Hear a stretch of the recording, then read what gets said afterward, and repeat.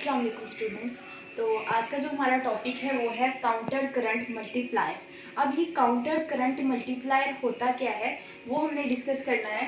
तो mechanism to produce concentrated urine. अब ये जो काउंटर करंट मैकेनिज्म मल्टीप्लायर है ये किडनी का ही एक फंक्शन है। तो इसमें क्या किया जाता है कि गाढ़े यूरिन को प्रोड्यूस किया जाता है इस मैकेनिज्म के जरिए से। Gradual increase in osmolarity of urine from cortex to medulla। अब ये क्या करता है कि ये अगर ओस्मोलैरिटी होती है कि पानी और साल्ट को बैलेंस करना। ओस्मोलैरिटी इंक्रीज तब होती है जब वाटर की कंसंट्रेशन ज़्यादा हो जाती है और कम तब होती है जब वाटर की कंसंट्रेशन कम हो जाती है। तो ये क्या करता है, बढ़ा देता है, इंक्रीज करता है यूरिन को, इंक्रीज करता है osmolarity of urine from cortex to medulla, cortex से मिडोला तक। ठीक है, उसके जरिए से ये क्या करता है, ओस्मोलैरिटी ऑफ यूरिन को बैलेंस कर रहा होता है। उसके बाद है एक्टिव ट्रांसपोर्ट ऑफ Na+ यानी sodium from renal tubule followed by chlorine. अब ये आप देख सकते हैं कि ये हमारे पास एक नेफ्रॉन है, इसके अंदर सोडियम और क्लोराइड के आयंस मौजूद हैं। अब क्या किया जाता है कि एक्टिवली जबरदस्ती जो सोडियम के आयंस हैं इनको उस ट्यूब से बाहर निकाला जाता है, जिसकी वजह से ये पॉजिटिव है, पॉजिटिव और नेगेटिव एक दूसरे को अट्रैक्ट करते हैं।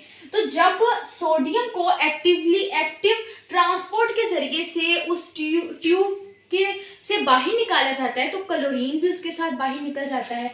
ठीक है, तो इसका क्या काम होता है, पहला काम है कि इसने यूरिन को गाढ़ा करना है। ठीक है, ये इसका मेन फंक्शन है।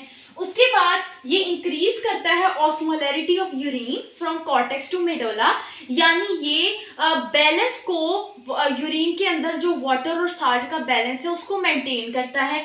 उसके बाद ये सोडियम को उस ट्यूब से एक्टिवली बाहर और क्लोरीन भी उसके साथ ही बाहर निकल जाता है। Osmotic out flow of water from renal tubule. अब क्या होता है कि ये आप देख रहे हैं कि हमारे पास नेफ्रॉन है। अब जैसे ही सोडियम और क्लोराइड बाहर निकले हैं तो इसके साथ ही वाटर भी उस ट्यूब से बाहर निकलने लग जाएगा और वाटर की उन ट्यूब में बहुत ज़्यादा रिअब्जॉर्प्शन शुरू हो जाएगी, क्योंकि वहाँ पे हार्मोन होता है, एड्रीनल हार्मोन होता है। ठीक है, उसके ज़रिए से क्या होता है कि वाटर को अब्जॉर्ब करते हैं और वाटर भी उस ट्यूब से बाहर निकलना शुरू हो जाता है और आखिर में ये कंसंट्रेटेड यूरिन बना देते हैं। ठीक है, तो ये था काउंटर करंट मैकेनिज्म, एक इंपॉर्टेंट शॉर्ट क्वेश्चन। इसमें हमने ये पढ़ा कि यूरिन को गाढ़ा करने के लिए ये मैकेनिज्म इस्तेमाल किया जाता है। ठीक है, उसके बाद ये इंक्रीज कर देता है ऑस्मोलैरिटी ऑफ यूरिन को और देन क्या करता है, ये Na यानी सोडियम आयन को एक्टिवली जबरदस्ती उस ट्यूब से बाहर निकालता है और सोडियम और क्लोरीन की अट्रैक्शन की वजह से, यानी पॉजिटिव और नेगेटिव एक दूसरे को अट्रैक्ट करते हैं, तो उसके पीछे ही क्लोरीन भी क्या होता है, उस ट्यूब से बाहर निकल जाता है।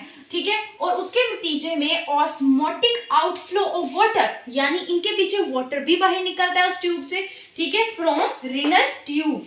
अब इसके जब वाटर सारा बाहर निकल जाता है और वो वेस्ट मटेरियल बच जाता है तो उसकी वजह से हमारे पास कंसंट्रेटेड यूरिन प्रोड्यूस हो जाता है। तो अब आई होप कि आपको समझ आ गया होगा कि काउंटर करंट मल्टीप्लायर होता क्या है। ठीक है, अगर आपको इसमें किसी भी किस्म की कंफ्यूजन है आप कमेंट सेक्शन में पूछ सकते हैं। अल्लाह हाफिज।